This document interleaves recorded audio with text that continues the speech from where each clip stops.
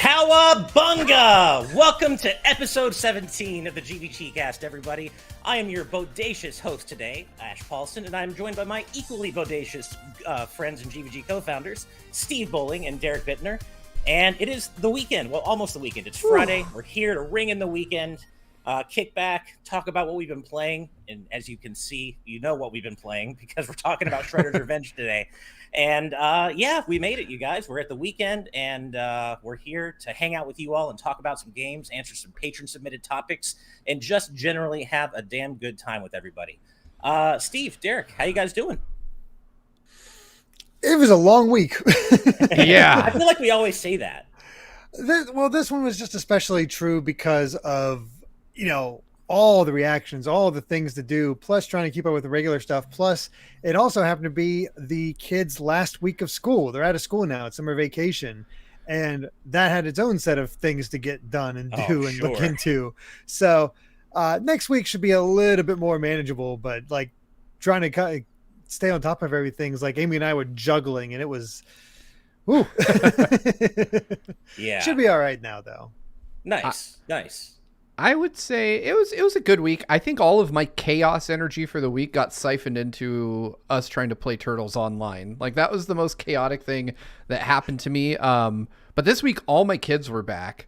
They were at my mom's house for like 2 weeks. And so I was kind of juggling like my day job and my kids being home and being the only adult in the house, which is definitely not great. I never thought I would appreciate school more than I already did, but I've gained a new appreciation.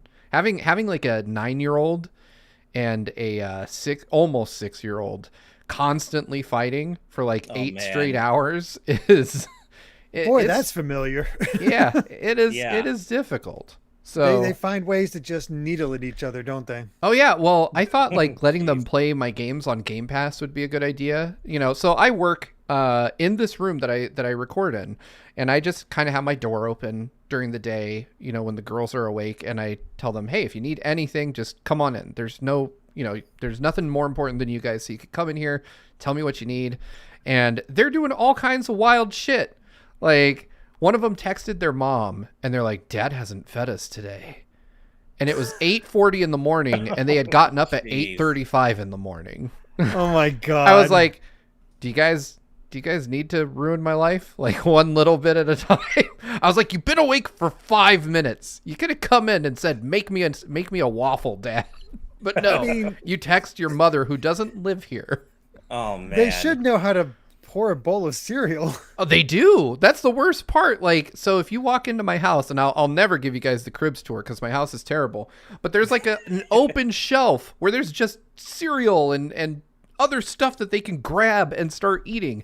And they're like, nah, fuck that. Well, I'm going to snitch.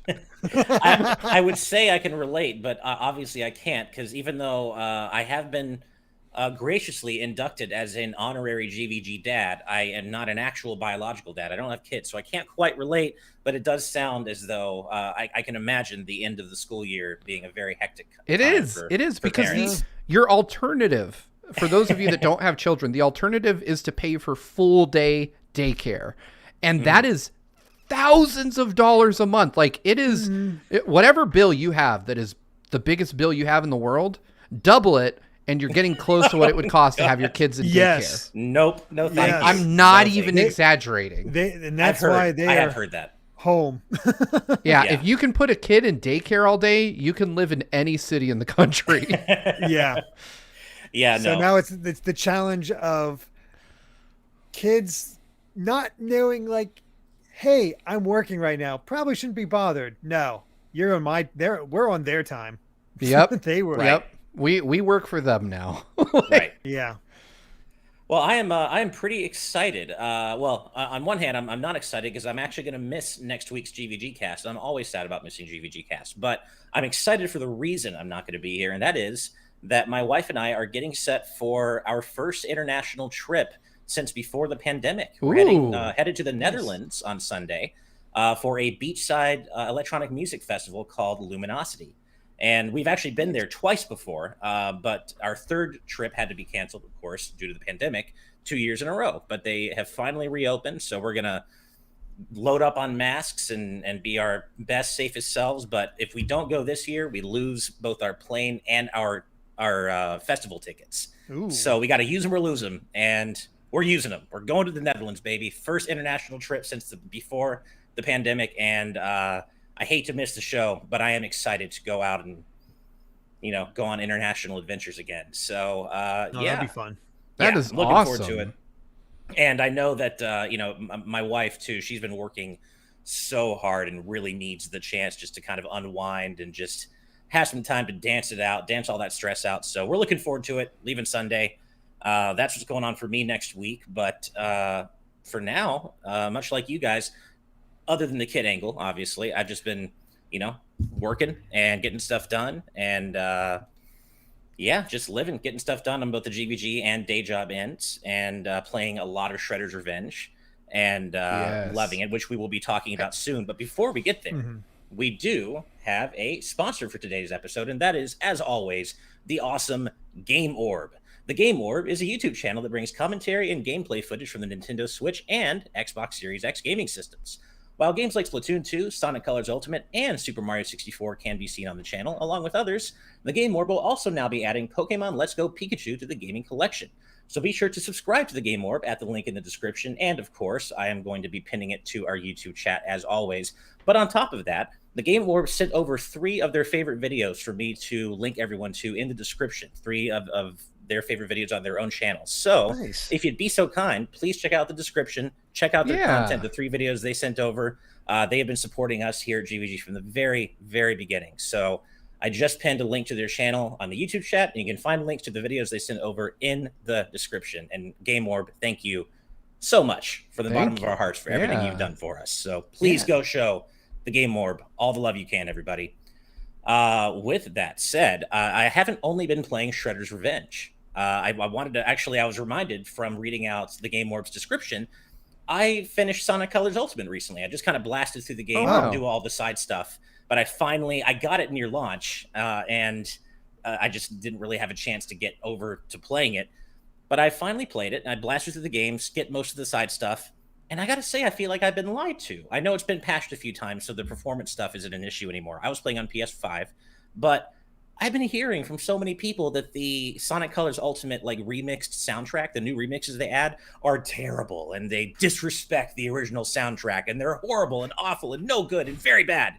That's not true. They're great. Some of the originals are better. Sonic fans being over dramatic? No. Right? No, some of the originals are better. They've never freaked out about green eyes or blue arms. That's no. Ash, you're crazy. I know, right?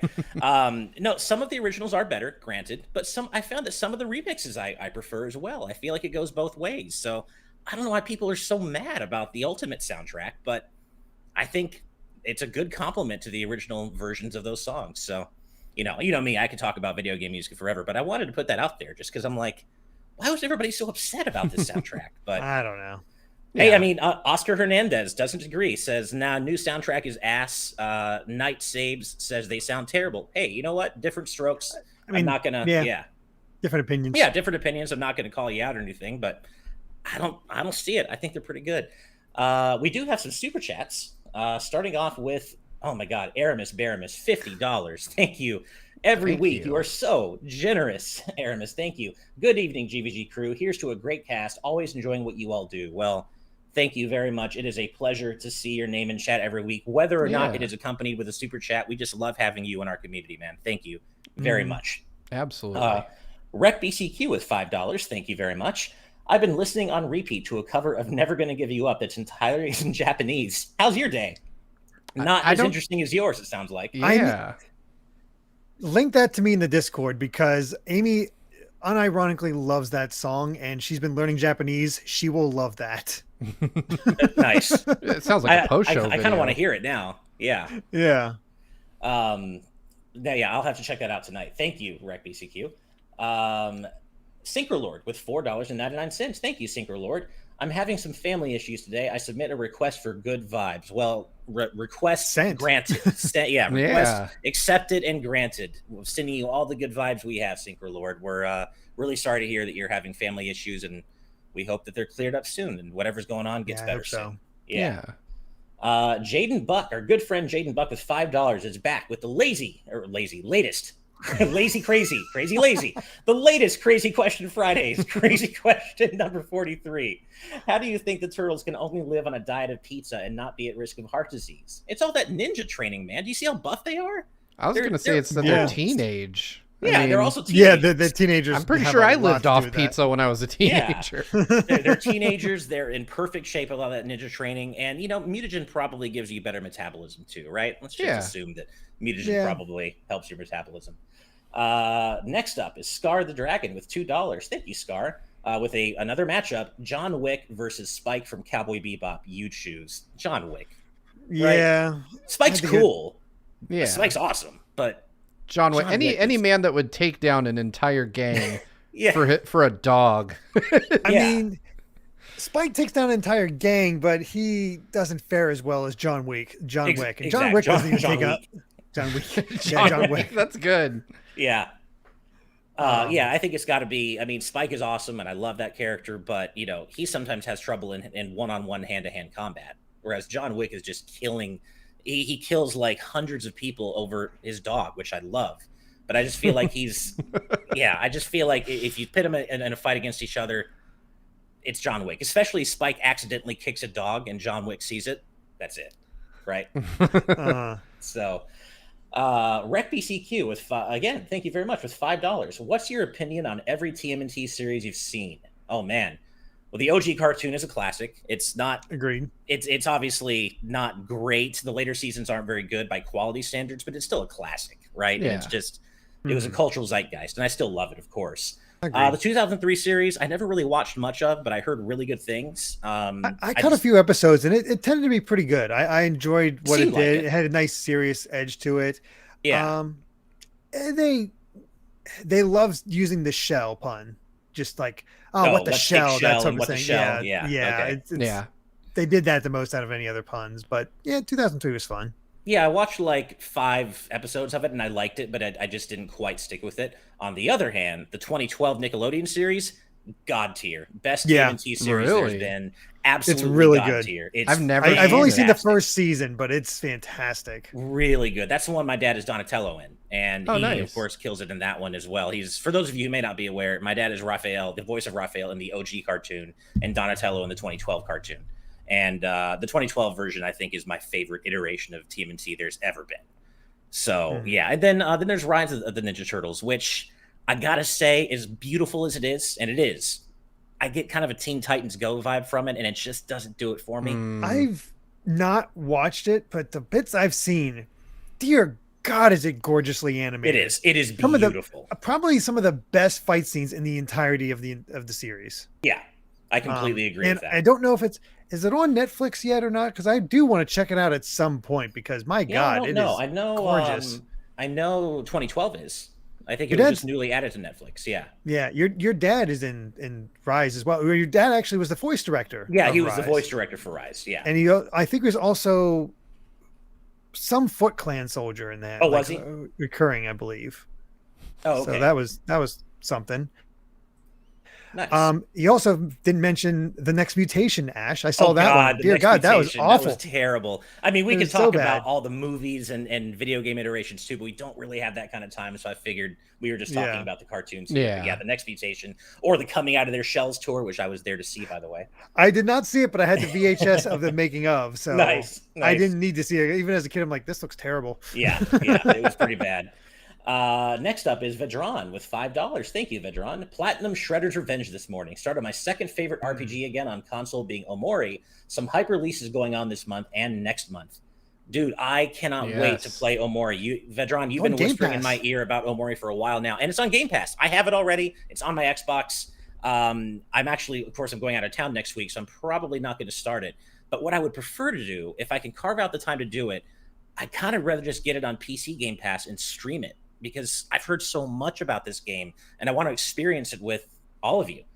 And as long as, no one spoils anything for me, but I've just heard so many great things about this game. And I feel like maybe I should share my first time experience with Omori with everyone. So we'll see what happens. That'd be cool. I'm not going to start it until I get back either way. And then one more super chat for now. Siddharth Saha, thank you very much.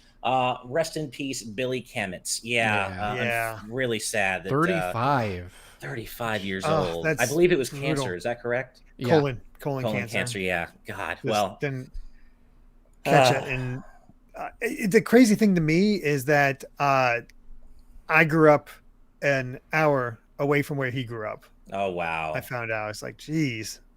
Jeez. No And idea. for those of you who It may just- not be aware, Mr. Kametz voiced characters like Ferdinand in Fire Emblem Three Houses, Takuto Maruki in Persona 5 Royal, and Josuke in JoJo's Bizarre Adventure, among many others. Very prolific voice actor. And I know I speak for all of us and everyone watching when I say fuck cancer. And rest in peace. Yeah, rest in peace, Mr. Kametz. Yeah. And that brings us to the end of our super chats for now. Of course, I will read more out throughout the rest of the show as they come in. But thank you all so much for your generosity. But for now, I think we should turn our attentions to, well, actually, no. Before that, I have a little surprise to share on stream. Oh, boy. So, yeah. So, I talked with Derek and Steve before the show to make sure we were cool with doing this, given what has happened today with a little company called G Fuel. Now, I want to make it very clear.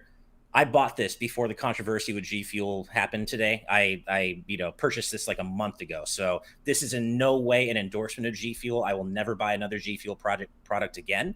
So screw G Fuel for everything they did that happened today. So this is in no way really dumb, like really stupid. Yeah. But, like seriously, just do not support this company. This is just for the fun and the fact that something fun for Ash to do during GVGCast, and of course, it literally came in yesterday. It arrived yesterday, and I was like, okay, I can do it on stream. And then the stuff came down today, and I'm like, the timing could not be worse. But anyway, fuck G Fuel, fuck what they did, and don't buy their stuff. However, I bought this a month ago, and I had resolved to try it on stream, and that is the Mega Man G Fuel formula. It is Blue Bomber slushy flavor. Which I don't know what the Blue Bomber is supposed to taste like. I would think like oil or something, but I'm pretty sure this isn't oil flavored. But we're gonna try this on stream and see how this goes. I didn't realize it was a powder. Oh, gross. It's a powder. I'm just gonna mix a scoop of it into this glass of water. I'm gonna have a couple of sips, and that's it. Because the only energy drink I fuck with is coffee. So, but I had to try the Mega Man version here. So, one more look at the packaging. It is sealed for freshness, thankfully. For Blue Bomber freshness. I was about to say, I'm sure all the powdered beetles in there appreciate the seal. I know, right? So the powder, as you can see, is white. I don't know if it's going to turn blue when I mix it into the water. That's concerning. I know. But he is the Blue Bomber, not the White Bomber. So they gave you cocaine instead. Yeah, right. What just shipped you a whole jug of anthrax to drink. Oh God! What is this scooper? It's like what in the world? It's got like a scooper that opens up. It's really weird, like that. I'm gonna get powder everywhere. This looks so bad. I realize the visual of this with this white ass powder. Okay, I'm just gonna. Well, you're doing it all off frame. I know. Maybe this is why I don't do G Fuel, just because of all of this. Here's what it looks like. This mess. looks really bad. I realize the visuals of this, but this is what it looks like. I think this is just to. Oh God! Why is there a lid? Later. Okay, here we go. I have so many questions. questions. I think it's to let. I don't know why there's a lid. It's really weird, but I'm just going to put this amount into the water and see what happens here. Oh, it's turning blue already. That's concerning to me. Good. That like you're basically eliciting some kind of chemical reaction. Oh, here we go. It reminds me of. Remember when they had those special like colored burgers at Burger King? And people and people started having special colors when they went to the bathroom. I was one of those. That might be me later today. We'll see. That's what I'm wondering. I'll text you guys later with a report. As long as it doesn't include photos, I'm good. Yeah, no photos. Just a report. Just a sit rep. Oh, all right, God. Well, as you can see, this is Blue Bomber. Radioactive. I'm sorry. Really? No, don't be sorry. It looks disgusting. I hope that water's really cold to help cut some of the flavor of whatever it is you're about to drink. Man, it is. Cool. It's a good thing we're allowed to crap one. If you almost encouraged to do it because my God, that looks like shit you would pour out of a glow stick. I'm not a fan of energy drinks to begin with, and just looking at that, I was like, oh. Apple green. This is filtered water. Don't worry, this is filtered water I'm using, so at least there's that. But all right, I'm about to experience what G Fuel thinks Mega Man must taste like. Blue Bomber slushy. Here we go.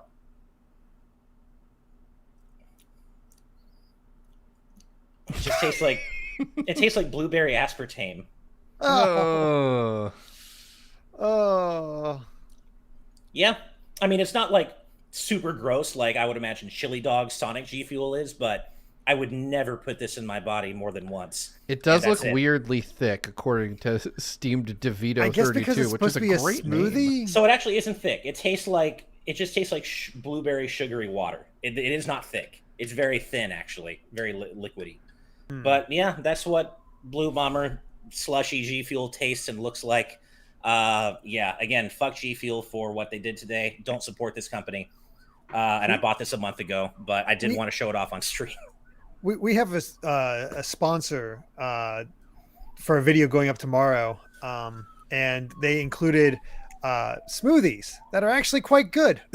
So, yeah, it's always nice when the sponsored item is actually good.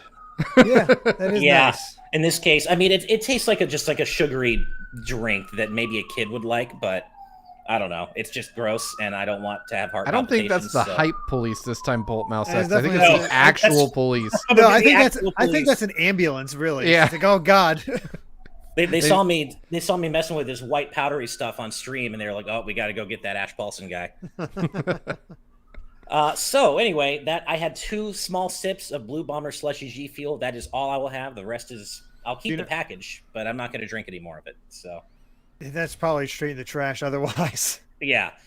Honestly, I might just I don't even know what this stuff might mutate into after a few years. So maybe I'll just pour it all out, clean out the insides, and just keep the packaging. Man, that might be a better idea. Yeah, keep Mega Man memorabilia in there. Exactly. So, all right. Well, with the Mega Man G Fuel taste test out of the way, I think it's time to talk about one of our main topics for the day, which is, of course, what I'm decked out in. I've got my Raphael beanie. I got a Michelangelo T-shirt on. Teenage Mutant Ninja Turtles Shredder's Revenge. It's finally out, everybody. I can finally stop telling everybody how cool it is for the PAX East preview because it's out for everybody. We can all play it. And I know we all have been playing it. We all streamed it yesterday. Didn't have the best experience because crossplay is a little broken right now. Yeah. I laughed because I played it later that night. And I got to where we left off. Like in the hour and a half we streamed trying to get that thing to work. I made it to where we left off in, I think, 30 minutes, less than that, really. Yep. Yeah. Like 25, 30 minutes. Like we could have gotten so much farther in that game if it actually had worked because damn it, it's fun. But why does it have to not work on crossplay right yet? Yeah, and it does just seem to be crossplay because I did have a late night gameplay session Pacific time last night where I played with a couple of friends only on Xbox, and it worked fine. Like there were a couple of minimal issues. We had to restart stages a couple of times after they didn't load properly, but it was like 30 seconds at max of delay. The one thing I can see though is I remember when the game was announced and we had been I don't want to say promised is a strong word, but publicly reassured that we would get just enough keys for the whole group to go around. And now I really understand why they didn't make good on that. Yeah. Because it would not have been a glowing endorsement for all 6 of us to just be like, what the fuck? for an hour. Yeah, it really was kind of a mess, but it does seem to be crossplay only that's broken right now because regular online, same platform did work for me like 95% of the time. So hopefully they can fix Xbox PC crossplay soon. But that aside, this game, you guys, it is just delightful. It is so good. It is. And it's just oozing with charm and obvious, genuine love and adoration for the original 80s cartoon. There's just so many cool little references. And just to be able to play a new TMNT beat 'em up in the year 2022, I never thought this day would come. It's amazing that we've got like a modern widescreen, high def, gorgeously animated new TMNT beat 'em up in 2022, and I can't describe how much I love this game, and I have a special connection to it because my dad, of course, did Raphael, and he reprised his role just as the other Turtles did for Shredder's Revenge. And as many TMNT games as I've played, I've never played one where he got to be Raphael in it, right? Because all the original games based on the OG series were for, NES, SNES, Genesis, not legit voice clips, games that legit voice clips would be in. Yep. But now I get to play as my dad doing Raphael, and I gotta tell you guys, it gives me just the warm fuzzy feeling. I'm so happy for my dad that he got to do this, and it's so cool to play as his version of Raphael in a video game, you know? Yeah, it's definitely cool. I think the game is one of those really special experiences. Like if you grew up with the Konami arcade machine, which was a staple in the arcade I went to. I mean, I was old enough to remember watching the 87 Ninja Turtles series, you know, on TV as a kid. I was 5. Ugh. But you know, so to me that's kind of the arcade game is the one I most associate with the series in general. And to see something that feels like a proper sequel to the Konami arcade games is really damn cool, and sharing it with my kids is even cooler because I'm sure, you know, I got to play, I told this on stream, but I mean, we were all in the middle of kind of lamenting what was going on. I got to like play the game with my daughter who's 9, and so cool. Just seeing her like excitedly, like, you know, she's like doing the thing that we all did when we were kids, like taking the controller, like moving it up and down and trying to get stuff to happen even though that does nothing. I was like, I love that she will almost certainly remember this night for years to come. And when she's old enough, you know, when she's 39, good Lord, you know, I'm hopeful that she'll still remember, like, oh, me and my dad used to play that Ninja Turtles game. Who knows? Maybe she'll get a Turtles game 30 years from now, which would be really cool. Who knows? God, that's so cool. What a cool bonding experience to have. Yeah, I played by myself and just got to play for an hour last night and just lived it up. Really, it was just fun to go through the levels and have a better idea of the move sets and whatnot, because you know there's those. I didn't use the dodge button at all during the stream because it's just so chaotic. But using it in the actual game, like it seems really, really hard. But I really want to try to beat those challenges where it's like don't get hit. Yeah. That seems like I've done all the other challenges mostly, but the don't get hit even a single time ones seem unreasonably difficult. I haven't played on PlayStation, but I on Steam, all of those are tied to actual Steam achievements. Is it the same on PlayStation? Usually it's the same achievements across all of them. So that's interesting because Vedran just mentioned he platinumed this game, which means he already did all those. I'm wondering if maybe it is completely possible because that dodge button is. Yeah. Well, and I so far I've only been playing on the medium, like the standard difficulty level. I imagine knocking it down to easy will probably make those no damage achievements, you know, quite a bit simpler. Hopefully, we'll see. But I've only played on regular so far, or on the normal difficulty, and it's just so fun. And it is pretty easy until you get to the end. I only really had trouble with one boss at the very end, and as soon as I learned the pattern, I was able to get through that. Are you talking about the final boss? The final boss. But as soon as I learned the pattern, I was like, oh, pattern is really easy to read, like SNES easy to read. Yeah. Exactly. I'm just about to do the beach level is where I left off. I'm thinking I'm actually going to play through it again. So I want to have this game physical. So I'm probably going to go to Limited Run and get the one that comes with the pizza, because why not? Right. And then I might pick it up on PlayStation because there's something, I want to play this game on a TV. Right now I've played it just on my monitor here where I record because I have a Steam copy, but I really want to play this on console really badly. Oh, yeah. It looks amazing because you and I have the same TV, Steve, and I can tell you from experience, it looks amazing on the LG CX. It just all the sprites are blown up. They look beautiful. This game honestly has some of the best sprite animation I think I've ever seen this side of Third Strike. It is such a beautiful looking game. It just nails the look, the vibrant look. Full of personality. It's so full of personality. Yeah, I mean, is it like, I'm not saying it's the best pixel animation ever, but it's up there. It's really up there. And God, what a game. And of course, I would be remiss if I didn't mention the soundtrack by our good friend T. Lopes. You guys. Oh, man. I love that God. Each one of the, like, pseudo, basically whenever you go on the boards, you get a vocal track. And that's awesome. I know, and who'd have thought they were getting folks from the Wu-Tang Clan to record tracks for this? I Which, know. by the way, is so cool. And I was geeking out to my wife about this. I'm so sorry, babes, that you had to hear me geek out about this. But what I love about that is that it lends Shredder's Revenge a heavy TMNT first movie vibe, and that the vibe of that movie is like perfect in my opinion in terms of what the Ninja Turtles are. And I mean, so it kind what of you get, established what the turtles are because in the classic animated series, there wasn't a whole lot of difference between Raphael and Michelangelo. True. Yeah. I love how Steam DeVito 32 in our our YouTube chat says folks from the Wu-Tang Clan is the term I thought I would never hear. Yeah, I don't know why I said folks, but yeah. Yeah.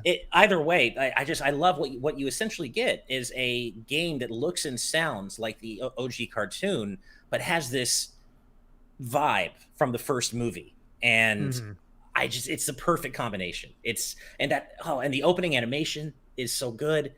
It's just, oh man, there's so much love for a TMNT geek like me to just enjoy about this game. And yeah, T Lopes could not have done a better job with the soundtrack, which is not surprising, of course. It's T Oh Lopes, no, but he killed it.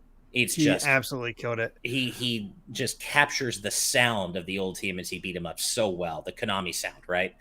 And yeah, so I'm already itching for a replay. There are some really cool deep cuts with the bosses too. I'm not going to spoil anything, but I had to come to you about the stage 6 boss because I'm like, I recognize elements of it, but I'm like, I don't remember this character at all. The stage 6 boss is one of my favorites in the game because it specifically references one of my very favorite obscure episodes of TMNT. And but again, for those of you who haven't played it yet, I'm not going to spoil anything. But there's also something really cool at the end of the game that I'm like, finally something happened with this thing. Now I know why this thing has been happening for but that's all I'm gonna say. I gotta It's see it. so I gotta good. actually finish it. It's like I said, it's been a little chaotic, but it's For sure. man, it's so cool to see. And what do you get for doing all the challenges? I don't know that you get anything. I don't think know so. that you unlock Casey for beating the game, but I don't know that you get anything for doing all the achievements. Yeah, because I've been finding all the secret stuff and getting all those, and you get you points, which I assume just helps you level up quicker. But Yep. I don't know otherwise. Yeah. So how do you or who do you guys feel you're best with so far in terms of all the playable characters? I haven't been able to play too many. I played Splinter and I played Donatello. Okay. So What I about you, played Steve? I played through the whole campaign as Raph, and I mean he's always been my favorite turtle, so Yeah. I just gravitate towards him. But I would say, as cliche as it, Casey, I think is honestly the best character hands down. I think that so? Casey just has the right mix of like speed, range, and power to be able to just dominate. Like he's a really really good character. He is, Nice. and I don't know if it was just me just like not playing well, but I noticed that I took more damage playing as Casey than as any other character, and I just don't know if I was just having a bad run or maybe he takes more damage. Defense isn't a stat that's tracked in Shredder's Revenge, but I wonder if maybe he Yeah. takes a little bit more damage to make up for the fact that he's, like you said, Steve, probably the best character in the game. I can see that. But yeah, I just felt like I was taking more damage and just having a little bit of a harder time despite how good he is. But I don't know if that was just me not playing well. But like you, Steve, I feel like I'm outside of Casey. I feel like not even outside of Casey. I'm best with Raph. Raph and Donnie have always been my favorite turtles, and it just so happens that my dad would go on to play both of them, which is really cool. But while I'm normally best with Donnie, I feel as though in this game I'm not. And actually, Raph is he's my power character, man. He's I'm good. He's I- so good. I plan to try to play through through this campaign with every character, so I'll eventually get the idea of like which one's actually my favorite. But Mhm. I really like Raph and I really like Casey, but I have the most fun playing April. April's really fun. I think her Yeah. moveset is just so wild that I really enjoy it. Uh-huh. And of course, like in all their victory animations, of course, April's is a literal mic drop, and that could not be more perfect. Yeah. That's it's so really good. The only character I feel like I can't get shit done with is Splinter, honestly. He's just I can't. was not having that much trouble with Splinter when we were playing Yeah? multiplayer, so Okay. I did not mind Splinter. But I have to maybe try that's him. Just me. I love his animations. I love that he's playable. I just feel like I can't play him as well as the other characters. But yeah, Raph, I just clean house with. And Raph and April are, I think, my favorite two characters to play, followed probably like by Donnie and Mikey. Hmm. Leo's a really good anti-air character though, with that cool spinning falling slash he has. Like in all the other turtles have just their standard, like when you do the double Kick. jump slow falling attack, they have their like swipe, but Leo does this cool like spiral slice going toward the ground thing that just wrecks airborne enemies. That's awesome. But it sounds as though there could be more characters in the future, possibly, because I'm looking at an article from comicbook.com here, talking about it, basically an interview with the devs of Shredder's Revenge. And basically what they're saying is that their focus so far has been on getting the main game out. So there's no DLC in the pipeline right now, but that they're not opposed to it. And I guess it just depends on how the game does, which I have to imagine it'll do pretty well. But speaking to comicbook.com's Roland Bishop, narrative designer Yannick Belzel, I know I screwed up that name, I'm sorry, discussed how the game specifically draws from the 1987 cartoon. And if DLC were to happen, Belzel would like to bring in TMNT characters from other canons, such as Jenica and Venus de Milo, which is interesting. Wow. So characters from other TMNT canons that are not the OG cartoon. He said specifically they would love for them to do an 87ized version of Jenica or an 87 version of Venus de Milo. I would love to bring these characters in and bring other characters from other TMNT canons, because I know some other characters are really popular with the fans, but for clarity's sake, we felt like we had to concentrate on the original cartoon. And comicbook.com goes on to explain how Jenica and Venus play more major roles in the IDW comics. So, yeah. I don't even know if I know Jenica. Let me look. I don't know Jenica myself. I know Venus. Personally, I think it'd be kind of cool to see Mona Lisa playable. She was a character, like a female mutant that Raph fell in love with in a very obscure episode of TMNT called the Grand Cufflink Caper, I think. Something about cufflinks, but I know way too much about TMNT. But I always liked her as a character. I think she'd be fun to play as. So, I just hope this game gets any kind of DLC, man. Me too. Like, I need more. I mean, my big hope is for Usagi Yojimbo. Usagi Yojimbo. I want a rabbit with a sword. Yep. That'd be awesome. Usagi Yojimbo. I think Ninjara from the Archie comics would be a really cool character to play as. So Jenica's interesting. It's a female turtle, but she started as a human, but she got a transfusion of mutagenic blood by Leonardo. So she transformed into a turtle, and it looks like, based on this picture they have it, she uses a sword and a Wolverine claw for her weapon. That's pretty damn cool. It'd be cool, honestly, if they were doing all that. They bring in Rise of the TMNT's version of April, because she's pretty wild. I don't know what other canons, like, trying to think of the other characters and canons that they could use, but man, be fun to see. I'm down for whatever they bring out, you know? Yeah. I just want DLC at all. I mean, like they do with Streets of Rage 4, I just want this game to get updates, period. Just because I just want to keep playing fresh content. But I'll be replaying this campaign for a long while yet to max out every character's level and just to soak in the visuals and the music and just the TMNT beat 'em up love. It's just such a wonderful game, and hopefully it does the sales numbers needed to greenlight DLC. But I'd be surprised if it didn't. Yeah, people are definitely talking about it. So yeah. Yeah. All right. Well, we do have one other major thing to talk about today, but before that, we do have some more super chats that have come in, and I'm trying to find the right one to start with. Here we go. Scar the Draken again with $2. Thank you very much. Oh boy, my bias is going to show here, even if I'm wrong. I don't know. Goku versus Sora, bro. I mean, they're both. Come on, Ash. Come on, dude. To be fair, they're both capable of crazy feats. Like Sora is really. Can I know Sora Goku's blow the up right a planet? Yeah, I don't by know that pointing he at it. I don't know that he can't, honestly, but no, I know the right answer is Goku. I know, but I don't. Here's what I'll say: it's Goku, but I don't think Sora is as far off as maybe you guys are thinking. He's capable of like crazy level feats. Canonically, he's like one of the very most powerful characters in the Smash roster. Like it's him, Shulk, Kirby, right? I would think, and Kirby slays gods like on the regular. So does Goku, though.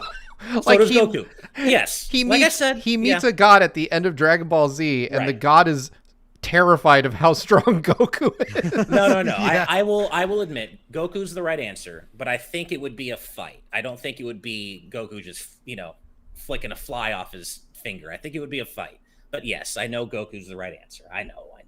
I think Goku would do unspeakable evil to Sora.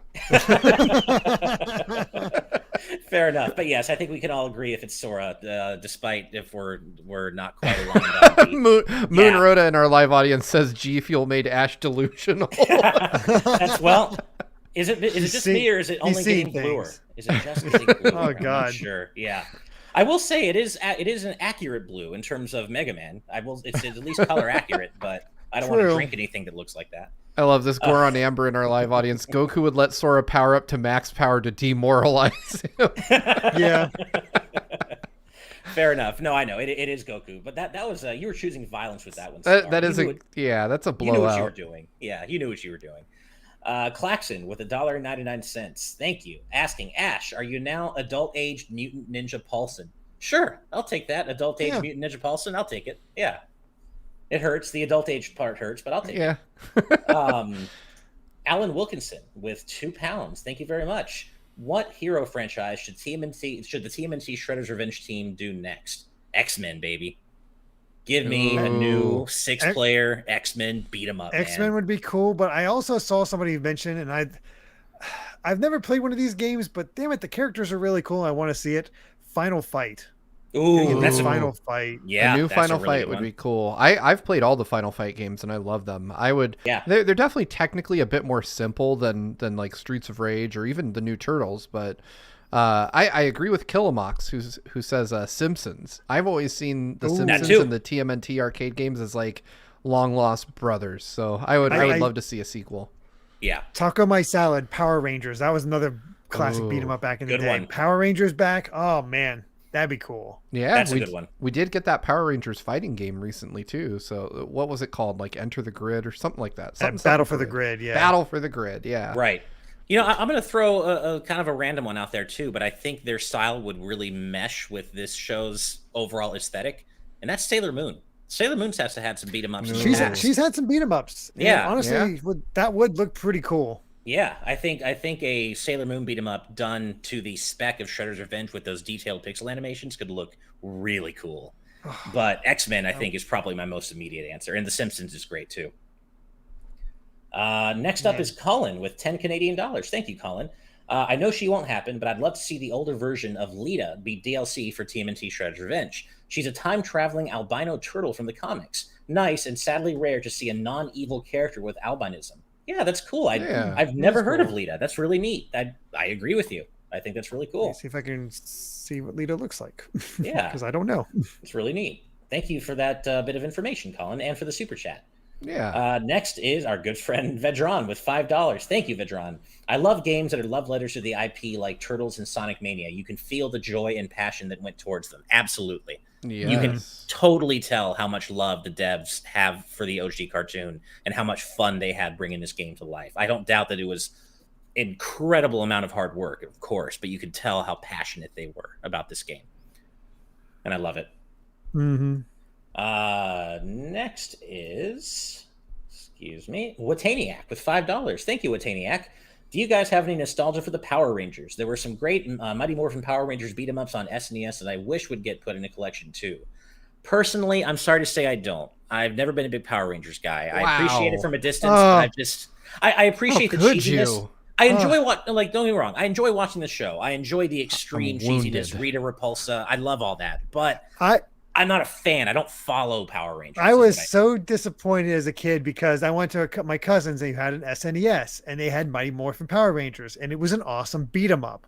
I enjoyed the hell out of it. So but I only had a Genesis, so I got it on Genesis, and it's a fighting game that's terrible. Shitty fighting game, yeah.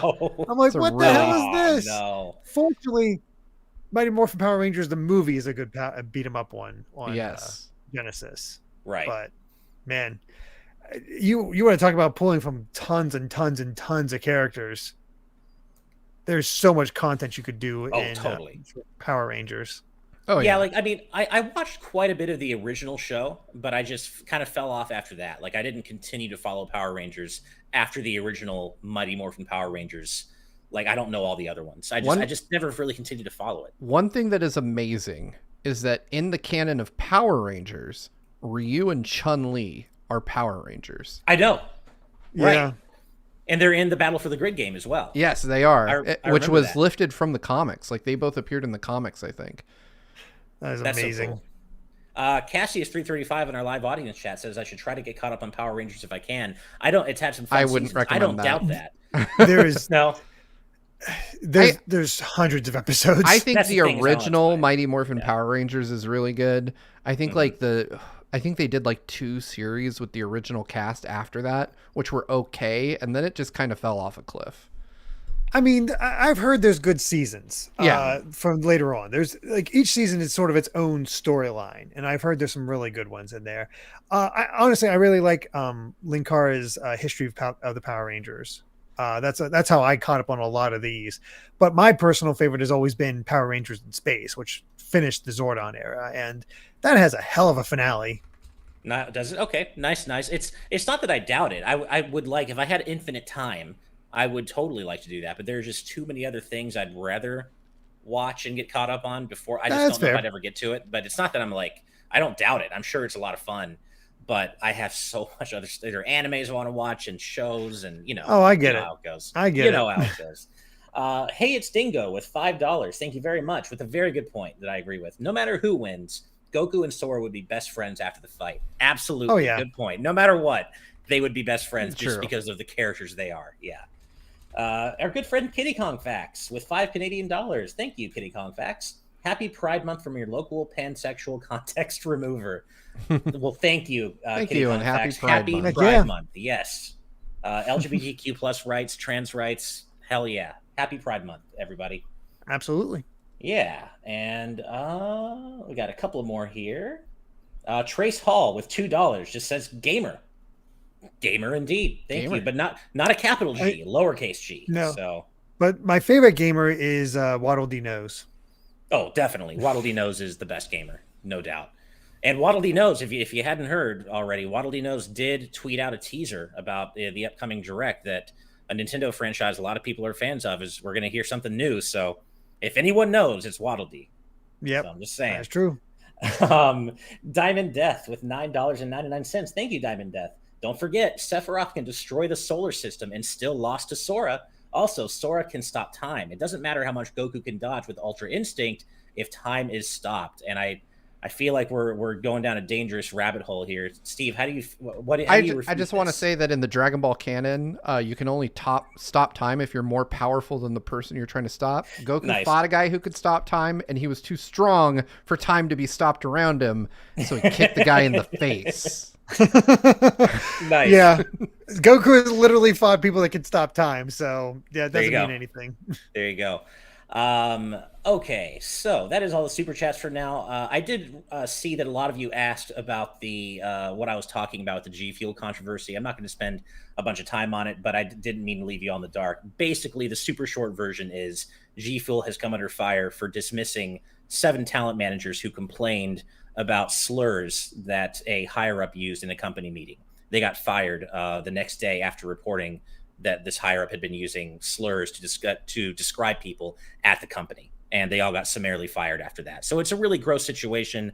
G Fuel partners are kind of stepping away from them as well, and they're like, we don't want to be involved with this, which is why I was so emphatically like, hey, I bought this before this happened, guys. So Really that's screw G Fuel. Like I saw somebody I followed. They're like, all right, we're locked in a contract with G Fuel until September. We do not agree with this. As soon as it's up, we're done.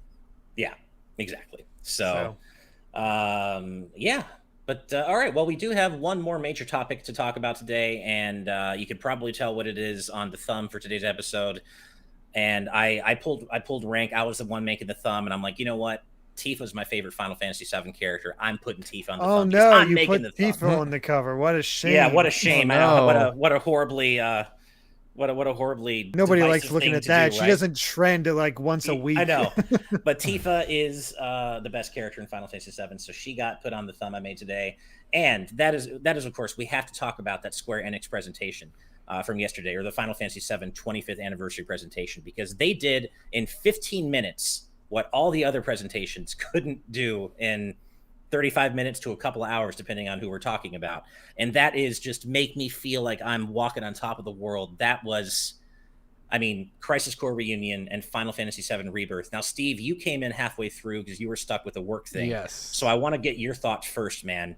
A day later, I'm sure you've probably gone back and watched the trailer a couple more times, or the trailers a couple more times. How are you feeling about FF7 Rebirth and Crisis Core Reunion? I am hyped as all get out. I'm going to try all of these, even the First Soldier, just because, I mean, the First Soldier doesn't look like my kind of game, but it's more Final Fantasy VII, so I'll take it. But I was mentioning this at the tail end of our stream. Like, I mean, I'm going to play Ever Crisis on an Apple TV with a controller hooked up to my TV, and I will regret nothing. I think that's what I'm going to do. I'm going to cast my phone to my TV and play Ever Crisis that way, because I can't not play Ever Crisis. Dude, you guys, I mean, that trailer. Ever Crisis is kind of what fans were asking for like what they were thinking of as a Final Fantasy VII remake. So it's close to that, and that's just wonderful. Like I love the little thing that's like you got the deformed versions for the overworld, and then you got the, you know, more stylized versions for the battles, just like the original Final Fantasy VII. That's fantastic. Yeah. Plus, damn it, those costumes are really good. They really are. I love those costumes. Like it's such obvious microtransaction bait, and I hate that. It feels gross, but they also look really cool. And I don't understand, though. It doesn't bother me that they're on phones, on mobile platforms. That's fine. Mobile gaming's huge. That's great. But why only on phones, Square? Yeah. Why? I mean, it is an OG style remake of the entire Final Fantasy VII story that is meant to evoke memories of how the original FF7 looked, and you know, with the whole perspective, the top-down perspective, and the pre-rendered backgrounds. Why would you not have that on console? It's breaking my brain. I don't get why they won't just put these games on console. It could come to console, or it could end up in the same way as Final Fantasy 15 Pocket Edition, or we could never get it. It's really one or the other. Right. And I mean, it is. We got Pocket Edition of FF15 on Switch, and that, obviously, Pocket Edition wasn't a very good game, but it had that kind of vibe going for it, where it was trying to be 15, but in an OG Final Fantasy style. And Ever Crisis is kind of going for that same vibe, especially relative to something like Final Fantasy VII Remake and Rebirth, which is a complete from the ground up remake. Yep. But why wouldn't you want to have this on consoles and PC? Like, I don't get it. But like you, Steve, there's no way I can let this pass me by just because it's locked to mobile platforms. So I'm going to have to cast this thing to my TV and play with a controller. That's just what's going to have to happen. Yeah. Oh, absolutely. And then I am I'm happy on two fronts. One, yes, Crisis Core getting remade. It's finally out of PSP prison, which also means, number two, more people get to enjoy Crisis Core, and really the best entry in for the compilation of Final Fantasy VII. Seriously, no, Crisis Core was great back in the PSP. I'm sure hopefully it'll be just as great in the Reunion version. But yeah, of all the compilation of Final Fantasy titles, Crisis Core, you know, other than the original, Crisis Core was easily the best. And I don't care if you think you know what happens because you play with FF7. Yeah, maybe you know what happens in a general sense, but trust me, you're not prepared for how it happens and the way it happens. And True. Yeah, you're just not ready for it. And oh god, Crisis Core is so good. Love that they have the new dub actors in there. Sort of, you bring that cohesion, and I hope it's going to get some certain rewrites. Like I want Genesis quoting poetry at Zack as he just screams at him to shut up. Yeah, it is interesting that they're kind of leaning pretty heavily into Genesis again with Crisis Core Reunion, and of course what the FF7 Rebirth trailer. I have every expectation that this is no coincidence. I think they're bringing back Crisis Core now to refresh people on Genesis and his story and everything, because maybe all this time later. It's also kind of necessary to know Zack's story based on what we saw in Remake and what they're setting up in Rebirth. So, but I'm just gonna say, I feel like they might be leading up to making Genesis the villain in FF7 Rebirth. I think so. I think to a degree he will be. I don't know that he'll be the main villain. I wonder though. Would they do the same thing as the final villain again, or are they? I feel like we're going to get something different. The one thing I can say is that if Gact is in any way involved with this, buy these games physical. Do not get digital versions of these at all, because once his contract expires, you will not see these games again. Right.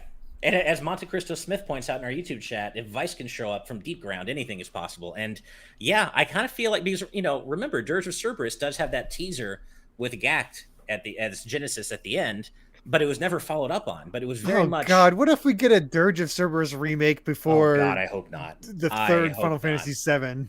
But it was very much hinting at setting up a Final Fantasy VII sequel in which Genesis would be the villain. And so I wonder if all this time later they're finally going to do that with the remake trilogy, which we now know is a trilogy, by the way. It was also confirmed that it's going to be 3 games. And there's been some work already completed on part 3. So they're really trucking. And we're seeing... they found this mode, I guess, to just really get some stuff done. And that'd be awesome. That's awesome. Yeah, we're assuming it doesn't get delayed, which it always could. But if it doesn't, we are seeing this game relatively sooner than I ever dared to hope. I always thought it was going to be after 16, and it is, but it's not as far after 16 as I kind of thought it would be. So man, I just can't wait. I've watched a trailer quite a few times right now. I did watch our good friend Roger's Base's reactions, and they were as fun and just intense and just hype as you would expect from Roger. He's excited, I'm excited, we're excited. It's just in 15 minutes and think about the fact that how they turned things around from their presentation last year at E3. Square Enix's presentation was the one that broke us. The pixel remasters on PC and mobile only. That was the moment. We still don't have on us. console. We still don't have them on console. And even though the Direct will save us. Yeah. Even though Guardians of the Galaxy turned out to be not just a good game, a damn great game, we all agreed at the time that the presentation focused way too much on Guardians, and then it had the whole pixel remaster disappointment. And it broke us. It left us feeling so deflated. So then for them to then turn that around and basically have what I thought was the most exciting presentation that we've seen in E3 season this year so far, and do it in less than half of the time of last year's presentation, that's quite a feat. And agreed. But of course, I get it though. If you're not an FF7 fan, this presentation did nothing for you, and so I know it's totally, based on the eye of the beholder, right? So, just a few little tidbits about Crisis Core Reunion here for those who may not be aware. Newly created UI and environments. This comes from Xenosaga 7 on Twitter, by the way. It was, I believe, translated from an info sheet. Yes. Improved character and camera control, various skip features, newly arranged music. We know it's fully voiced, but one thing that's interesting about the voice acting is that at least the Japanese voice acting, and this comes from Aitaki Mochi on Twitter, the Japanese voice acting for Crisis Core Reunion has not been changed, assuming they just take the audio from the PSP version, and Gact is still indeed voicing Genesis. So as Steve said, buy this game physically, you guys. I mean, that only applies to Japanese. Again, we get a new dub for English, because that is absolutely Brianna White as Aerith. Yeah. You have to remember, though, it doesn't have necessary. They also used his likeness for the character, didn't they? And so it doesn't extend just to the Japanese version of the game. Like if he pulls his contract, he pulls the likeness, and that means they can't republish the game just because Genesis is in it without redesigning the character. Which honestly, I'm surprised Square didn't just end up going that route eventually. Me too. It seems really weird to me that they held on to like a aging pop star who's in bad health to make this, like they must have really, really wanted to stay with this design. There's a legacy there with a lot of times if they stick with the original actors no matter what. That's why Masako Nozawa is still playing Goku. Well, yeah, I totally get that, but like when in Judgment, I think they've had 2 separate times where an actor post-release got caught like using coke or something, and they were like, oh, we'll just remodel this guy from the ground up and toss all his lines. Like they literally replaced a pretty like central character to the series because the actor like They found out he did coke. Dak I was hasn't like, gotten any kind of trouble like that, so that makes sense to why they didn't I'm just change like, it. all our actors do coke, like all of them. All of them. I'm pretty sure when you get famous, they just throw some in your face. They're like, here you go. Yeah. As Juan points out, the being able to skip cutscenes is huge because you couldn't do it in the original. So if you died, you're watching those cutscenes all over again, and that could be rough. Right. I just find it so interesting that the official PR for Crisis Core Reunion refers to it as a remaster. I don't know about you guys, but that did not look to me to be the level of a mere Have you seen the remaster. Comparisons? I've seen one. I haven't seen a bunch of them, but I just feel like this rises to something above the level of a remaster, doesn't it? Feels like it, but this feels like a full-on. I know it's not a remake in the FF7 remakes like style, obviously, but it's not just a remaster either. I feel like it's like a remake-aster. I don't know. I don't even know how you. It's not quite a remake, but it's not just a remaster either. I don't know where it falls, but when I think remaster, I think just redone textures and widescreen, and this is more than that though. So it's really, really exciting stuff. And there's also that 25th anniversary vinyl that's going to be coming out pretty soon that I want to get. It was just a really exciting presentation overall. Anything you guys want to? Anything else you want to mention before we move on? No, I mean, I'm just excited for it, and I'm just happy to play more of Crisis Core. Introduce that to Amy because she loves 7. I'm excited for Crisis Core because I had it on the PSP, and my copy is still probably floating around somewhere, but I got like 85% of the way through, and then my memory stick got corrupted, and I lost my save. No. And it was one of those where I was just like, nope, and I just bailed out. I was like, fuck this, I'm not playing through all of it again, and I put it down, but I've always wanted to go back. Though.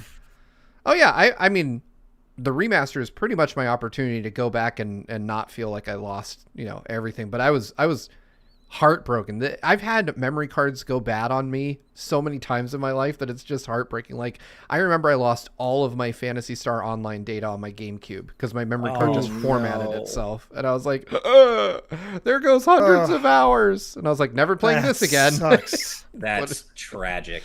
Yeah. Well, at least you can finally make it right now with later this year with Reunion, because you missed the best part of the game, man. Like, and it's really, I honestly can't wait. And part of me wonders if I don't know. I want to have it on Switch. This is the problem with Square. Like, I know it's going to look best on PS5, but I might double or triple dip on this thing.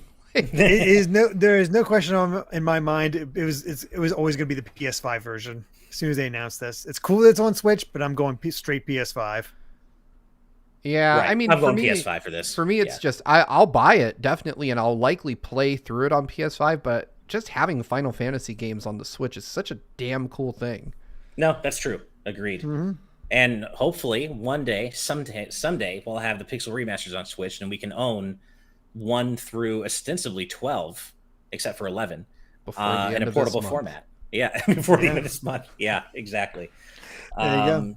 But yeah, I know we're all just obviously super excited for Rebirth, Crisis Core Reunion, and it's a good time to be a Square Enix fan. We're eating right now, not only just for the FF7 stuff, but FF16, Dragon Quest 12, Dragon Quest 3 HD 2D, Kingdom Hearts 4. There was that Tactics Ogre reunion, or not reunion, Tactics Ogre remake that was just leaked that could be a real thing.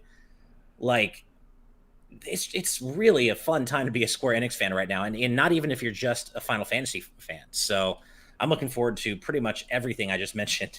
And one thing I do want to call out though is that Alpha Lion, Dad Alpha Lion, in our live audience patron chat asked, would you compare Crisis Core Reunion as a remake to Nier Replicant? And I would say on its face, yes, but I actually didn't play Replicant. Derek did. So I'm going to ask you that, Derek. Would you say that it's kind of comparable in terms of being a remake? I have to see the gameplay because they did fix up the gameplay a little bit in Replicant, but yeah, it's comparable, I'd say. Okay. It's close to that where they upped it. So yeah. Yeah. No. Cool. All right. Well, that brings us to the end of talking about all the cool FF7 stuff that happened this week. We do have a couple of more super chats here. Diamond Death is back with $9.99. Again, the hype police is coming. I apologize, everybody. Continuing the debate, Steve. That was only because Hit could only stop a second or so. It really comes down to what the writers want, though. But under the right pen, Either could win, but they'd all just be best buds afterwards. Do you have a response? Oh, I have a retort. Steve? I've never Uh-oh. seen Sora move at the speed of light. So I'm just going to assume that there's some casting time involved and that Goku could take his head clean off before he gets there. But I agree that they would be buddies. They'd probably bond over their deeply weird haircuts. That's true. Yeah. And then they would team up, and every villain in the multiverse would be screwed because Sora and Goku power team, man, I wouldn't want to mess with that. Like, I mean, Goku alone is going to take care of pretty much anything, but just in case something happens, there's some sort of kryptonite thing where he gets on his back foot, Sora will take care of everything else. So, yeah, I wouldn't want to face down that team. Bongo Lovers here, our good friend Bongo Lover with $5 Canadian. Hey, y'all, I've been interested in getting into FF7. Would you guys recommend playing the OG or the remake? Also, Mr. Square is very unpredictable, LOL. I would say that you'll probably get a little more out of remake if you play the original first, but it's not required. But I would say for context, I would play the original, honestly, and then play remake. If you want to have the entire context, it's probably best to start with the original. If you don't need to worry about that, then you can start with a remake. But yeah, I'd say if you have time, play the original, play remake, play Crisis Core, and then you're all set for Rebirth. Yeah. I mean, but yeah, exactly. Like, and without any spoilers, given where they're taking the story in a broad sense in the remake series, I think you're going to get a lot more out of it if you've played the original for context. So that would be, I think, our recommendation. Yeah. Yeah. Lizard 81288, thank you for $5. I'm a bit surprised to see Square advertise the Steam Deck. I'll play FF7 Rebirth on my Steam Deck because it would be quicker than finding a PS5. Hey, you're not wrong. You're probably even by then. Apparently runs pretty well on the Steam Deck too. Yeah. I don't know, man. Maybe. I don't know. Hold on. You can't talk shit about the PS5 availability and then praise the Steam Deck in the same breath. My pre-order that I got last year is still not available to ship and won't ship until the third quarter of this year. So I don't want to hear bad. And I can say that I have managed to help at least 5 people get PS5s in that time frame since I pre-ordered my Steam Deck. So I know at least 5 have been sold. I want to say that by the time of next winter, I think PS5s will be much more available, especially with Bitcoin crashing. It should free up. Agreed. I mean, Nvidia is now sending out emails begging people to buy GPUs. They're like, "Oh, RTX GPUs are in stock. Please come buy one." I'm like, maybe if you sent this email 12 months ago, I would have bought one. But yeah. I just want to. I think things will get back to normal or be a bit more available. This is my pain in the live audience chat, just showing my Steam reminding me that I still can't get a Steam Deck 7 or 8 months after I pre-ordered the shit. But yeah. All right. Diamond Death is back with $1.99. Thank you very much, Diamond Death. Do we know how the time stuff in 7 even started? No. We know the beginnings of maybe how it started, but they've largely left a lot of that open to interpretation and or answering in later titles. So, yeah, we don't know the whole story yet, really. And even if we did, we couldn't talk about it here because that would be spoilers. Major spoilers. Exactly. Yeah. Thank you, Diamond Death. And last super chat for now, Tinker with $10. Thank you very much, Tinker. Before going, I wanted to give some notice to the passing of Billy Kametz and thank him for his amazing work. He was Maruki in Persona 5, Ferdinand in Fire Emblem Three Houses, among others. Yeah, and there was another super chat talking about that earlier in the show. And as we said before, fuck cancer and rest in peace, Mr. Kametz. It was a very tragic passing. And our thoughts, of course, go out to his friends and family. Okay, well, we have now reached that part of the show where we discuss topics suggested by our amazing patrons at the producer tier and above. And if you're curious about how you could get in on that action, head on over to patreon.com/gvgaming and check out all of our different tiers there. But as I said, this is a perk reserved for patrons at the producer tier and above. And Steve, why don't you get us started this week, man? Yeah, so mine comes from Moon Knight, who writes, if you could be immortalized in any game, which one would you pick and what type of character would you be? friendly NPC, enemy, boss, quest giver, final boss, etc. And I actually I put a lot of thought into this because I don't want to be any of those things. Okay. And I picked this topic because people keep seeing me in games, which is weird. I'm not in any games officially, but I get tagged a lot because I guess I am like the 2020s version of a generic male. I don't know, man. I heard through the grapevine that you are the mocap actor for Ryu in Street Fighter 6. Clearly, my muscles get in the way. Yeah. Yeah, like Dying Light 2. Roger's Base spotted me in Final Fantasy 14. But yeah, I thought about this, and I actually don't want to be any of those. So I was thinking that I would want to be in a Sonic game, and I would want to be just me. Actual me, like on a screen doing this. Like I would just want there to be some reason for a YouTuber to be in a Sonic game and for me to be that YouTuber who like just talks about stuff, like, because Sega loves to put screens that run footage of other unrelated things in their games. And so I just want, like, I want to be able to point at a game 20 years from now and be like, I was overweight, but I was handsome back then. Look at this. I'm in a classic Sonic video game. I'm far less gray there. Yeah, exactly. Yeah. I was doing HelloFresh ads back then, and I loved it.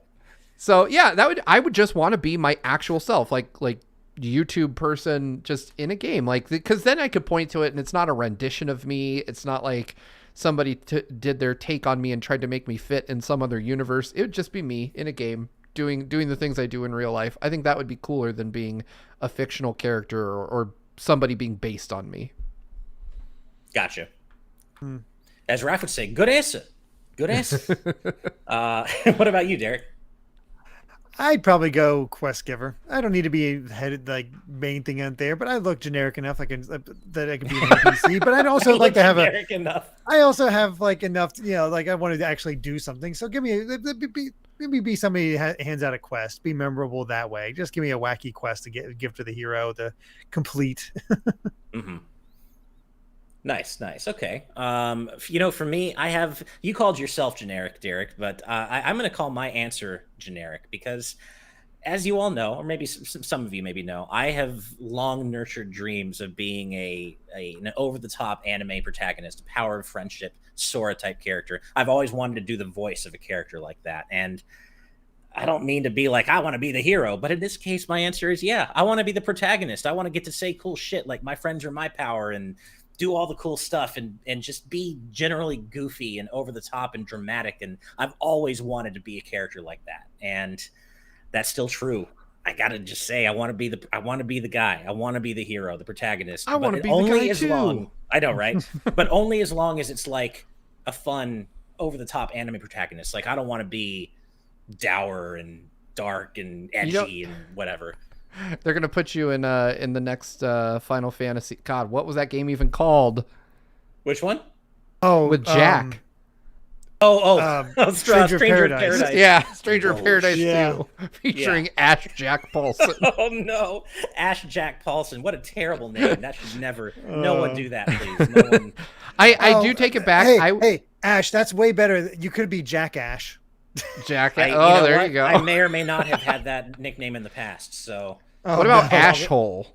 No, that one I can claim. I've been called Ashhole before, so Jack Ash isn't too far of a throw from there. I still need to find time to go back and actually play Stranger of Paradise. Me too. I hear it's good, and I want to see just how ridiculous it gets. Bullshit. I do want to say that if I had to be the pro tag in a game, if they made a Musou game where you only fought minions, I would definitely be the guy for that game. I'm not letting that one go either. That bit's alive. Oh God. Well, that's a good question. Yeah, but no, I'd want to be the protagonist straight up. Just give me cool lines to say, and you got me. Thank you for that question. And Derek, why don't you go ahead and let us know what your question is for the month or for the week? So I got a laugh out of this one.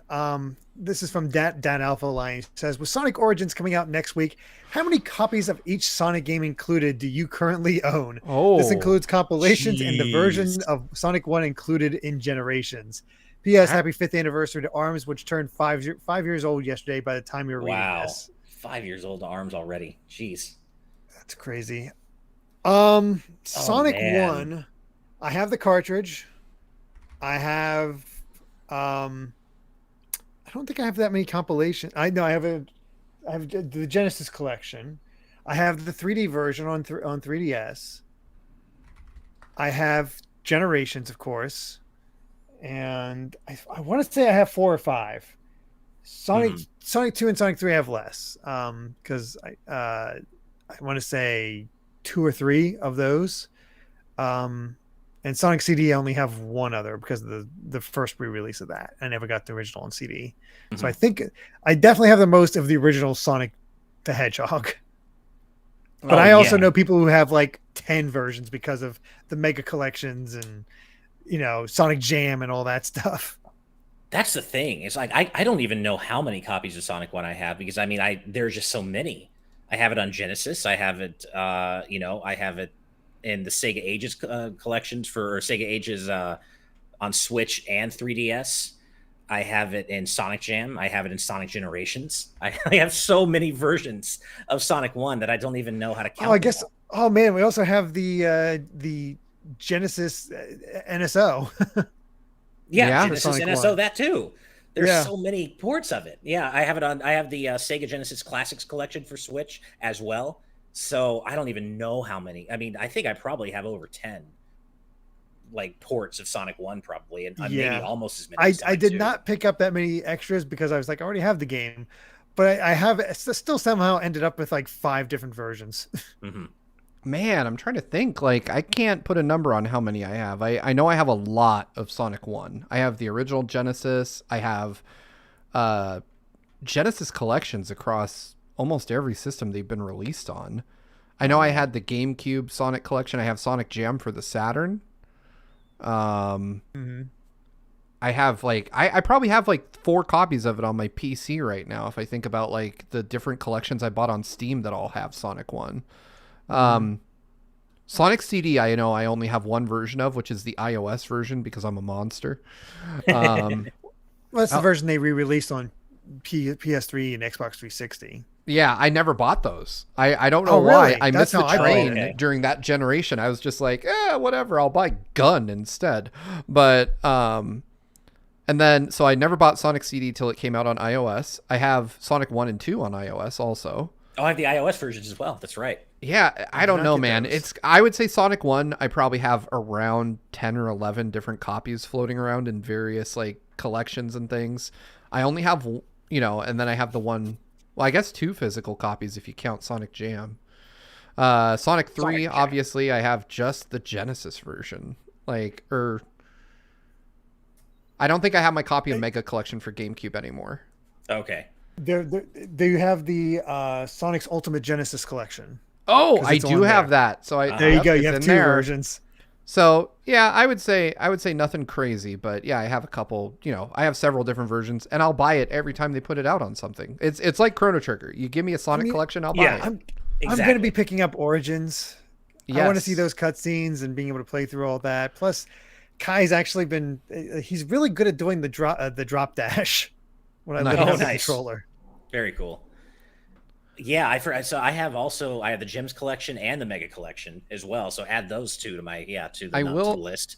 I will add this in there though. For those of you that have a VR headset, the best way, in my opinion, outside of playing on original hardware, to play the original Sonic, get the Sonic Genesis Classics collection on Steam. It has a VR mode that puts you into a 90s kid's bedroom.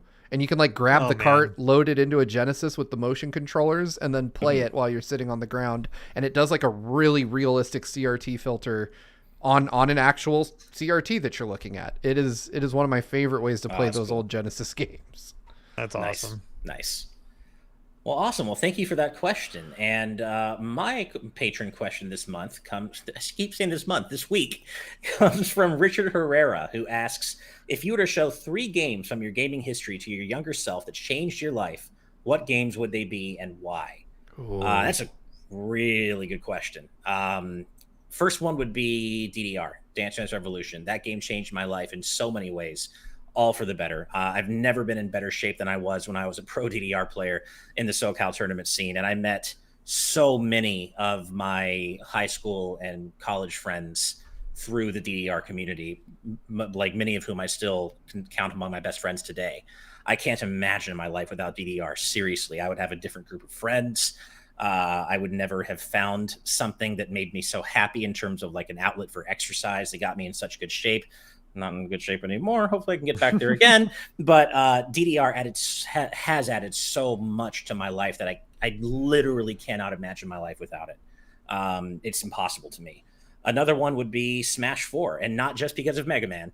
Mega Man and Smash is one of the reasons. Because, look, as a kid, I grew up with Mega Man, Sonic, Metal Gear Solid, all these amazing franchise, third-party franchises that I never would have expected to see in a giant Nintendo crossover fighting game.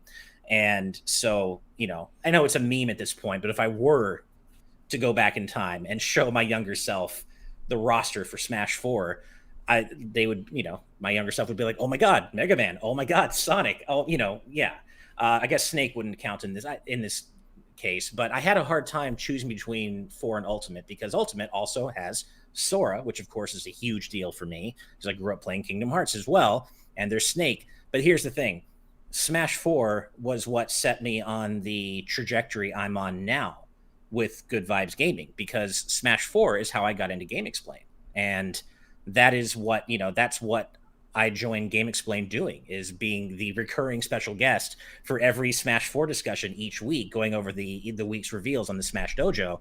And I can't imagine my life without having joined Game Explain and then later leaving to form Good Vibes Gaming with you fine gentlemen. So Smash 4 literally did change the trajectory of my life and my career because that's how I got in with Game Explain. So It's got to be Smash 4 because of the Mega Man angle, but also the Mega Man and Sonic angle, but also just my career and my life.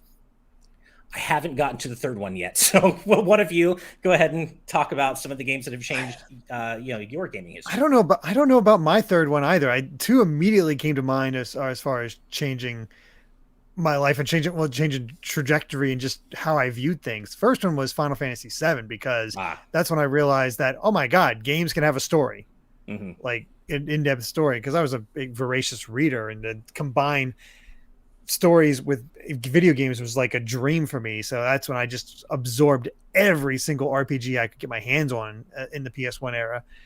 It was fantastic, especially anything from Squaresoft.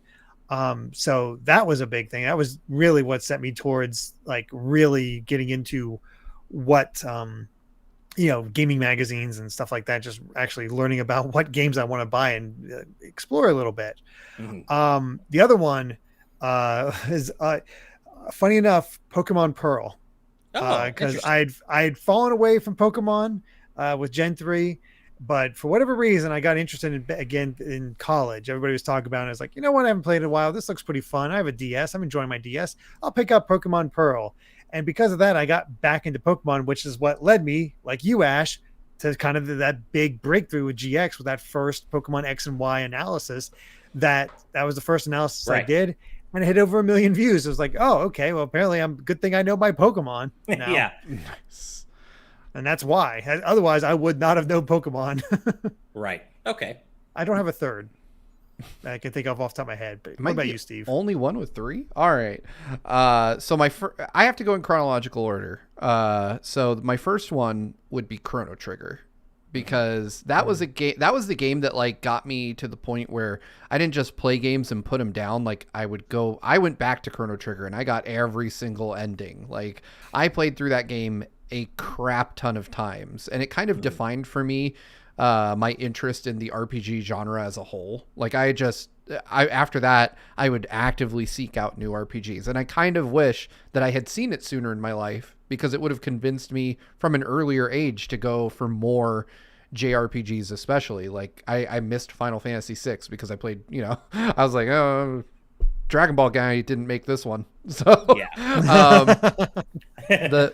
So I think I credit that a lot with me looking at more narrative games and realizing that like turn-based games weren't boring. It invested me in them in a ton of different ways. My second one would be Ocarina of Time, because I remember, again, dating myself here, but if I could go back in time and show myself what a 3D game would end up looking like, I'd no way. Like I remember the feeling of playing Mario 64 and just being like, holy hell, Yeah. like what? Like this is Yeah. ridiculous. Like having that in your house, like something better than anything you'd seen at an arcade before, or way better than, you know, what most people's computers could do at the time. Like my dad's computer couldn't do shit like that. And the third game would be Phantasy Star Online. And I think I credit that one a lot with planting the seed in my mind that what I wanted to do with my life as an adult was to talk about games to a large audience, to share my love of games with like a, you know, anybody who would listen. You know, I had always had designs on like writing for a magazine or something like that when I was a kid. But once I played PSO, that convinced me that there was just, you know, it kind of showed me how many people were out there playing these games. Like it gave me such a broader view of how this hobby impacted people. And that was just one game of now hundreds that, you know, people play online every day, if not thousands. And so I credit that with just that kind of lit the fire in me to want to move into some type of online medium where I could talk about games and share my enthusiasm for this with the world. Nice, man. I'm having a bit of trouble because I was thinking Chrono Trigger 2, Steve, of course, because it's, you know, both of one of our favorite games of all time, and I just didn't know where the cutoff was though, because I was a kid when I first played. Well, see, I wasn't though. I was a but you weren't. teenager. I because otherwise I'd say hard. Super Mario Brothers, because that's the game that got me into games. Yeah. But I was a kid, so. And like FF6 was incredibly influential for me because that was the game that set me on the path of being such a huge video game music fan. But I was a kid at the time too, so it's like, where's the cutoff, right? And See, I look, and maybe this is the benefit of being a parent, but I look at my daughter, she's 9. And I think that to me is like the cutoff of like early age. Like once you move to like 10 years and older, you're kind of, I don't want to say you've developed a personality, because you develop a personality way before that, but like you've kind of got a sense of yourself that you don't have earlier in life. Where you're kind of like my kid now likes things that I don't show her. And I think that's kind of where I start to say, okay, like this is where you kind of branch off and form your own individualized opinions. Like right now she plays Roblox, and I don't know who got her into Roblox, but it wasn't me. I wish she'd never heard of it, but you know, and there's lots of stuff like that. Like she comes home now and she goes, oh my God, Dad, I have to show you this thing. It's so cool. Like she shows me YouTube videos I haven't seen before, and I'm on YouTube. Yeah. There's a lot of YouTube out there. Yeah. I guess thinking on it more, it would have to be probably something like my third game would probably have to be something like Ocarina of Time or Super Mario 64. Yeah. Because that, you know, I was around probably 12 or 13 when Mario 64 came out, and at 14 when Ocarina of Time came out. And so for me to be able to, even at that younger age, to show my kid self who grew up on the NES and Super Nintendo what was coming, like Super Mario 64, like just the revolution that was coming. Yeah, it's got to be maybe that or Ocarina of Time, or maybe something like Super Mario Galaxy that just shows the so perfectly shows the jump from 2D to 3D in the most immaculate way possible. So I don't have a solid third answer, but it's probably something like that. Ocarina of Time, Super Mario 64. I intentionally went with early 3D because knowing myself, like if I had seen Super Mario Galaxy and then the next, like the first 3D Mario game I got was 64, I'd be like, true. What? Yeah, this sucks. Yeah, if you think me is a liar. Good point. So then, yeah, it's probably going to be Super Mario 64 or Ocarina of Time, or like Banjo-Kazooie or something like that. But yeah, cool. Yeah. Do you have a third game, Derek? Or? Yeah. Not really, but I'll throw out a fun one that shouldn't be as impactful as it is, but for whatever reason, this was like the first PS2 game I played, and it just blew my mind about how good graphics could be, because the jump from PS1 to PS2 was major. Yeah. At the time. The first PS2 game I remember seeing was Dead or Alive 2. Oh man. And I remember just thinking the graphics on that thing were gorgeous. Right. Yeah. So there you go. Graphics were gorgeous. Yeah. Oh, Taco My Salad in our live audience patron chat just gave an answer that I might have to steal for myself. It's close, but they say I would show my kid self Sonic Generations. He'd lose his mind going from 2D to 3D Green Hill.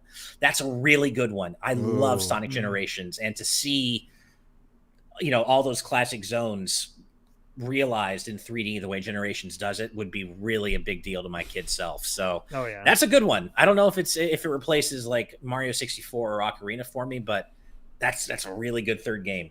That does bring us to the end of our patron submitted topics for the week, though. Thank you very much to everyone who submitted a question. As always, we're sorry we can't get to every single one of you, but we look forward to seeing all the awesome questions you submit every week.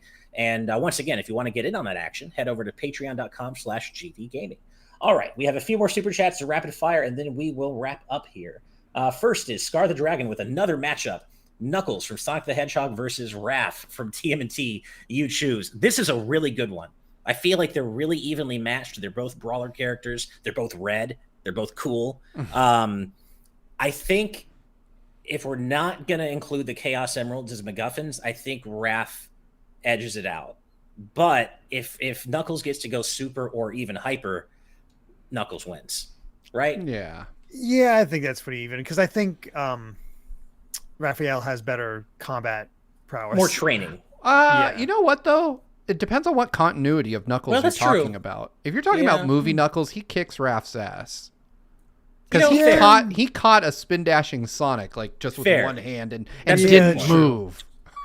That's a good point. Yeah, so that I guess it Sonic depends on what version of Knuckles. But if I think Sonic Adventures Knuckles, then maybe not so much because it's like oh no, that's literally it. But then then you have classic Knuckles from his first introduction.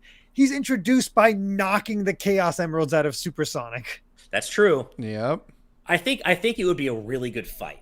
I think it would be. I think they're really evenly matched characters in general, but I think probably Knuckles takes it, especially if the Chaos Emeralds are involved. But I think certain versions of Raph could kick certain versions of Knuckles' ass too. This is a really good one. It's really even. Yeah. Oh, go ahead, Steve. I was going to say it's also worth saying that in most continuities, in most video game continuities, Knuckles can keep pace with Sonic when running, which makes Knuckles far faster than any Ninja Turtle. Which makes no sense, but yeah. Also makes no sense, yeah. Yeah. All right, next up is Value with $4.99. Thank you. Keep watching more YouTubers like Preach get to FF14 Shadowbringers and call it one of their favorite RPG stories ever. Hope to see Derek play it too. Well, Derek, you are playing it, just not necessarily on stream, right? I've been streaming my highlights when I get the chance. I'm going to be streaming I've been told that basically where I'm at in 14 version 3.2. I gotta remember the versions. I'm in the post Heaven's Ward stuff, but I hear from 3.2 to right before Stormblood is all well worth streaming. So I got that. Plus I'm going to do the Alexander raids, plus the Hildebrand stuff. There's a lot for me to stream as that has actual good stuff, and try to keep going. Still a ways off from Shadowbringers, but I should hopefully be getting to Stormblood, the second expansion, relatively soon. Nice. Thank you very much for that super chat Value. Next up is Blaystar25. Thank you. With $10. It won't happen, but there's a character called Slasher who only appeared in the TMNT 2 Battle Nexus game on PlayStation 2, who has a really cool design that I'd love to see come back. Bishop would be cool too. And hey, I'll take your word for it. I know of Slash, of course, but I don't know of Slasher, so I'll have to look that design up. But thank you for that, Blaystar. Next up is Titus Malvolio with $5. Thank you very much. Friendly PSA, now that it's out on every console, please play Omori. It even shadow dropped on Game Pass for Xbox. No excuse anymore. And yes, like I said earlier, I absolutely can't wait to play it. You are one of many people who've been whispering in my ear about that game for a long time now, and I may even stream it. That may even be the first game I stream when I get back from the Netherlands next week. So Either way, though, I have it downloaded on my Xbox, and I will download it on my PC to possibly stream it if I can do that. So I am going to play it. And finally, Purity Chalice is bringing things to a close with $4.99. Thank you very much. Happy Father's Day, Stephen, Derek, and John, too. Ash, be safe and have a phenomenal time overseas. Have a great weekend, everyone. Well, thank you, Purity Chalice. Yeah. And you have a great weekend as well. Thank you. And I would also say happy Father's Day to you, too, but I don't know if you're a father. But either way, if you are, happy Father's Day. Thank you. And, that was really kind. Yeah, thank you. Yeah, thank you very much. You have a great weekend, too. And we actually just got one last-minute super chat from Fisto for $4.99. Thank you. Ash, please tell your dad that we all admire his work, and his role in the new TMT game really brought me back to my nostalgic childhood. Ah, good old days. Well, thank you, Fisto.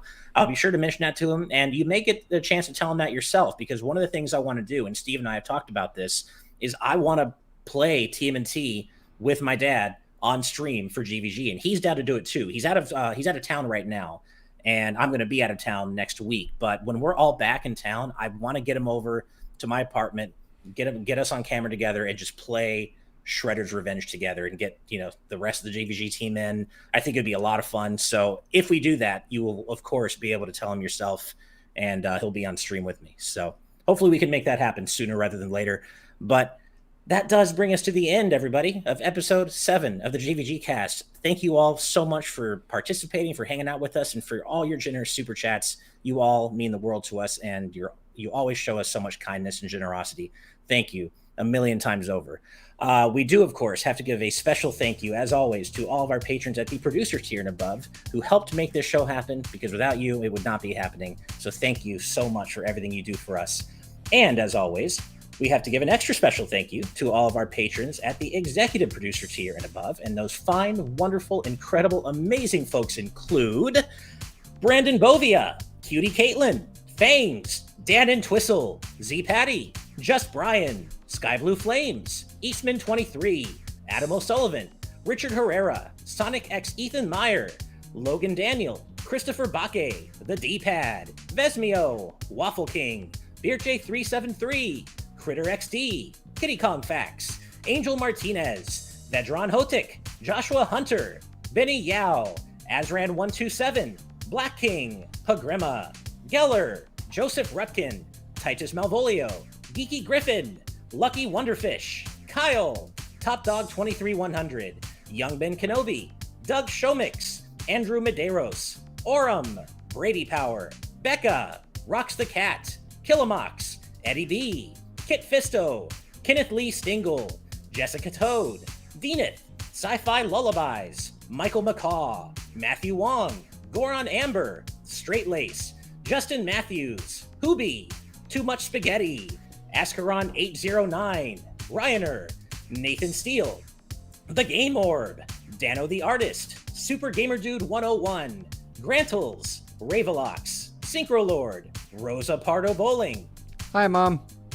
Kane Woolley, Skull Kid Tiger, Darksteel 01, Jason Uloa, Jaden Buck, Cystic Warrior 29, DJ Jurassic, Dinner Sonic, Darik, Nova the Artist, Blazestar 25, Mumbling Yeti, Cameron Sharp, Screamo Shaman, Mason Riley, Keel, Willow Pingree, Moon Knight, Hustlebun, Noah Fitterer, Calvin Atkinson, Ryan's Fault, Brainchild, Pat Pending, Jim Wakeland, Lauren Bond, Sridhar Ayala, Andy Mine P, Ad, Kyle the Monarch, Alpha Lion, Lord Metarex, Kyle Gamer and Barry Rookie, Jay Brox, and last but certainly not least, and I'm going to try to do a special voice for this one, Revolver Axolot.